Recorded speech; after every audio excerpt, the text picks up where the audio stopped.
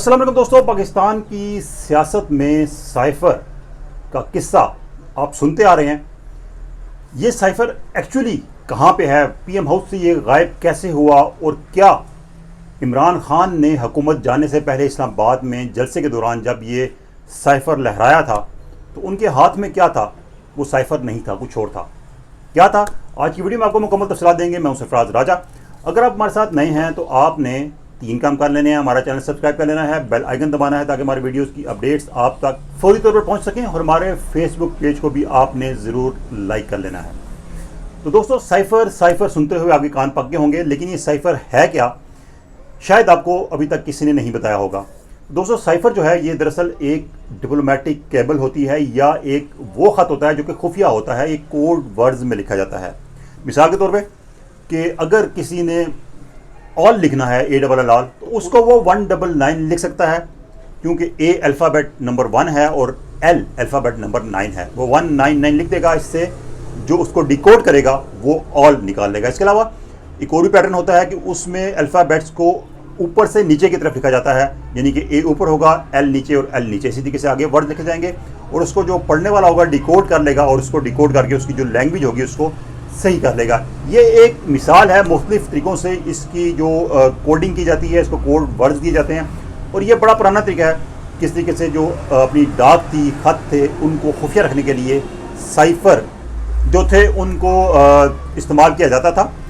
तो अब जो साइफर होता है ये डिप्लोमेटिक केबल के तौर पे जो एक मुल्क में सफ़ीर होते हैं, जो एक्टिविटीज़ वहाँ पे होती हैं, उनकी जो मीटिंग्स होती हैं, उसमें जो बातें होती हैं, उसको वो अपने मुल्क को भेजते हैं। और मकसद ये होता है ताकि उस मुल्क में जो कुछ हो रहा है उनके मुल्क के हवाले से उससे अपने मुल्क को मुकम्मल आगाही दी जा सके। ये एक सफ़ीर की बुनियादी ड्यूटी होती है। तो पाकिस्तान के जो सफ़ीर थे अमेरिका में, उन्होंने इसी किस्म का एक केबल भेजा, एक साइफर भेजा पाकिस्तान में, और जिसको भेजा जाता है वो होता है सेक्रेटरी खारजा। हमारी इस हवाले से कुछ साबिक सफ़रा से बात हुई है, उनसे हमने तफसीलात ली हैं कि किस तरीके से केबल भेजी जाती हैं और किस को भेजी जाती हैं। तो ये जो साइफर होता है, ये जो सेक्रेटरी खारजा होता है उसको भेजा जाता है। अब सेक्रेटरी खारजा जो होता है, ये सफ़ीर जो होता है, ये इसको मेंशन करता है कि आइदर ये साइफर जो है सेक्रेटरी खारजा तक ही रहना है, या इससे आगे उनको वज़ीर खारजा को देना चाहिए, वज़ीर आज़म को देना चाहिए, और दीगर जो अहम हल्के हैं, एजेंसीज़ हैं, उनको भी शेयर किया जाना चाहिए। तो बुनियादी तौर पर जो साइफर का पहला जो रेसिपिएंट होता है, जिनको भेजा जाता है, वो सेक्रेटरी खारजा होते हैं।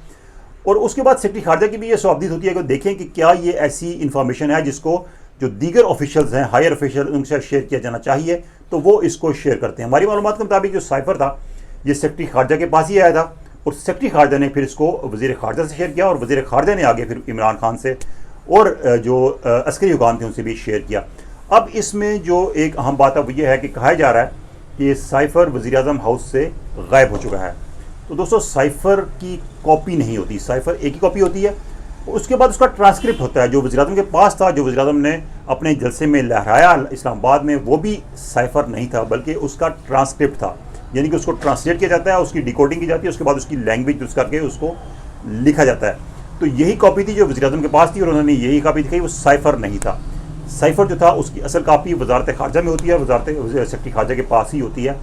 और जो वज़ीर आज़म हाउस में भेजा गया वो भी वही ट्रांसक्रिप्ट था जो कि इमरान खान के पास था, जो कि वो लहरा रहे थे, लेकिन ये ट्रांसक्रिप्ट भी वहाँ से गायब है। हुकूमत के जो ज़राए हमें कहते हैं कि इसकी वसूली का जो रिकॉर्ड तो मौजूद है पीएम हाउस में, लेकिन आगे से ये कहाँ पे गया ये ट्रांसक्रिप्ट, ये उसमें मौजूद नहीं। आपको मालूम है कि जो ऑडियो लीक्स आई हैं उसमें भी एक गुफ्तगू के दौरान असद उमर ये पॉइंट रेज़ करते हैं कि ये तो ट्रांसक्रिप्ट है, ये साइफर या ख़त नहीं। तो उस पर इमरान खान कहते हैं कि किसी को क्या पता कि ट्रांसक्रिप्ट क्या होता है, ख़त क्या होता है, लोगों को समझाने के लिए ख़त का लफ्ज़ इस्तेमाल करना चाहिए। तो यही ख़त, इसका लफ्ज़ इस्तेमाल किया गया, इसी को साइफर कहा जा रहा है। लेकिन साइफर की हमारी इत्तलात के मुताबिक असल जो कॉपी है वो सेक्रेटरी खारजा के पास है, वज़ारत खारजा में, और इसकी कॉपी दूसरी नहीं होती, ट्रांसक्रिप्ट होता है। ट्रांसक्रिप्ट की कॉपी शेयर की जाती है मुख्तलिफ ऑफिशियल्स के साथ। तो ये थी साइफर की कहानी। इसका जानना सब बड़ी से ज़रूरी है कि साइफर की बात बहुत होती है, लेकिन साइफर है क्या, ये कैसे ट्रैवल करता है, कैसे आता है, इसके बारे में शायद लोगों को इन्फॉर्म नहीं किया गया, इसलिए हमने ज़रूरी समझा कि इस बारे में आपको इन्फॉर्म किया जाए। इसके अलावा एक और अहम चीज़ कि इमरान खान लॉन्ग मार्च की तैयारियां कर रहे हैं। वो लॉन्ग मार्च क्यों करना चाह रहे हैं? तो दोस्तों, लॉन्ग मार्च का जो असल हदफ है वो मौजूदा हुकूमत है, और इस हवाले से जब से इमरान खान हुकूमत से गए हैं उनका पहले ये टारगेट था कि जो मौजूदा हुकूमत है ये नए आर्मी चीफ का तयन ना करे, क्योंकि इमरान खान की इस वक्त सारी सियासत نئے آرمی چیف کے تقرر کے جانب گھوم رہی ہے، تقرر کے گرد گھوم رہی ہے. اور پہلے تو ان کی کوشش تھی کہ کسی طریقے سے جو 25 مئی کو جو انہوں نے ٹارگیٹ کر کے لانگ مارچ کیا تھا کہ وہ موجودہ حکومت گرا دیں، فوری انتخابات ہو جائیں اور وہ حکومت میں آ جائیں اور وہ نئے آرمی چیف کا تقرر کریں. لیکن ایسا نہیں ہو پایا، کیونکہ جب حکومت کو تحریر کیا جاتا ہے تو اس کے بعد 90 دن کا وقت ہوتا ہے اور 90 دن میں انتخابات ہونے ہوتے ہیں، تو اس سے پہلے یہ ممکن نہیں. اب چونکہ اکتوبر کا مہینہ ہے، اب اس بات کا عمران خان کو یقین ہو چلا ہے کہ موجودہ حکومت کو اگر گھر بھیجا جاتا ہے تو کم از کم وہ اقتدار میں نہیں آ سکتے اس عرصے کے دوران. اب ان کی کوشش ہے کہ کسی طریقے سے نومبر سے پہلے موجودہ حکومت کو ٹاپل کر دی جائے، موجودہ حکومت ڈیزالو ہو جائے، تحلیل ہو جائے، تاکہ نئے آرمی چیف کی تقرری ایک بار پھر لٹک جائے. اس سے پہلے وہ ایک تجویز دے چکے تھے کہ موجودہ آرمی چیف کنٹینیو کریں، لیکن موجودہ آرمی چیف نے اس بات پر ایک واضح بیان جاری کر دیا جو کہ پہلے بھی آ چکا تھا ISPR سے، لیکن پھر امریکہ میں جو گفتگو کی ہے آرمی چیف نے، اس میں انہوں نے واضح کیا ہے کہ 29 نومبر 2022 ان کا آخری دن ہوگا بطور آرمی چیف، جس کے بعد وہ ریٹائر ہو جائیں گی. تو اب انہوں نے اپنی ایکسٹینشن کے امکانات کو مزید جو توسیع کا امکان یا تجویز دی جا رہی تھی اس کو انہوں نے مسترد کر دیا. اب نئے آرمی چیف کا تقرر ہونا ہے. اب عمران خان اس چیز کو جواز بنا رہے ہیں کہ اگر موجودہ حکومت چلی جاتی ہے اور عبوری حکومت آ جاتی ہے تو سپریم کورٹ کے فیصلے کے نتیجے میں جو عبوری حکومت ہوتی ہے وہ کوئی بڑی تعیناتی، اہم تعیناتی نہیں کر سکتی. تو عمران خان اب یہ امید لگائے بیٹھے ہیں کہ اگر حکومت چلی جاتی ہے اور نئی حکومت عبوری حکومت آتی ہے تو وہ تقرر نہیں کرے گی، تو پھر جو آنے والی حکومت ہوگی وہی تقرر کرے گی. یعنی کہ ان کو اس بات کی امید ہے کہ وہ خود آئیں گے اور نئے آرمی چیف کا تقرر کریں گے. اسی لیے وہ نومبر سے پہلے پورا زور لگائیں گے کہ وہ مارچ سے ایک پریشر بلڈ کریں حکومت پر، حکومت کو مجبور کریں. اور اس حوالے سے ان کے بیک ڈور رابطے بھی ہو رہے ہیں اسٹیبلشمنٹ کے ساتھ کہ کسی طریقے سے اسٹیبلشمنٹ انٹروین کرے اور موجودہ حکومت کو اس بات پہ مجبور کرے کہ وہ انتخابات کریں. تو اسٹیبلشمنٹ کے اس حوالے سے جو پوائنٹ آف ویو ہے وہ واضح ہے. اسٹیبلشمنٹ نے عمران خان کو واضح پیغام دیا ہے کہ وہ اب نیوٹرل ہو چکے ہیں، سیاست میں کوئی عمل دخل نہیں ہے اور وہ نیوٹرل ہی رہنا چاہتے ہیں اور نیوٹرل ہی رہیں گے.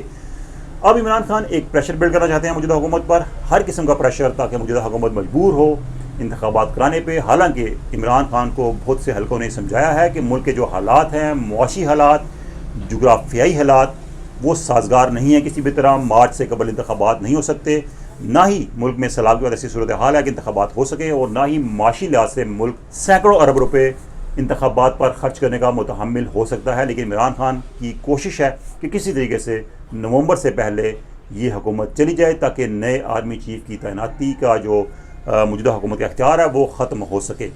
تو اب اس امید میں وہ لانگ مارچ کی جو تھریٹ دے رہے ہیں، لانگ مارچ کا پریشر بلڈ کر رہے ہیں. لیکن ابھی تک لانگ مارچ کی تاریخ کے حوالے سے عمران خان خود بھی کلیئر نہیں ہے کہ وہ لانگ مارچ کب کریں گے، کیونکہ ان کو یہ بھی سمجھایا جا رہا ہے ان کی پارٹی کے اندر سے بھی کہ اس طریقے سے لانگ مارچ فائدہ مند نہیں ہوگا. اور 25 مئی کی مثال سامنے ہے جب کہ پارٹی ایکسپوز ہو گئی تھی ایک لانگ مارچ کر کے. اس لیے کہا جا رہا ہے کہ اب آپ لانگ مارچ کرتے ہیں تو اس طریقے سے کریں تاکہ اس کے مکمل نتائج سامنے آئیں.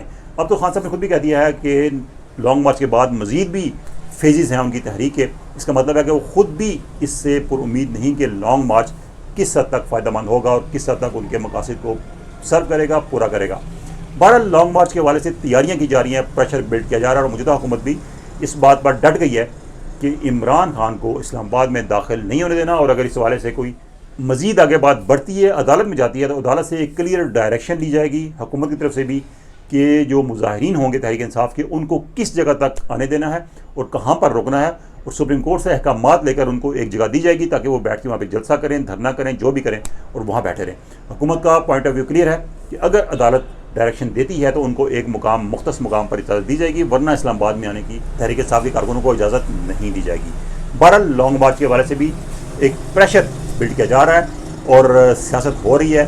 اب دیکھنا ہے کہ آنے والے دنوں میں یہ لانگ مارچ کس حد تک امپیکٹ ڈال سکتا ہے موجودہ حکومت پر. لیکن حکومت پر امید ہے کہ ایسا کچھ بھی نہیں ہوگا اور حکومت اپنی مدت پوری کرنے جا رہی ہے، یہ حکومت کا دعویٰ ہے. آج کی ویڈیو میں کچھ اہم معلومات تھی موجودہ سیاسی صورتحال کے حوالے سے، آپ کے ساتھ شیئر کی. آج کی ویڈیو اچھی لگی ہو دوستوں کے ساتھ شیئر کیجیے گا، لائک کیجیے گا اور کمنٹس میں اپنا فیڈ بیک ضرور دینا ہے. اللہ حافظ.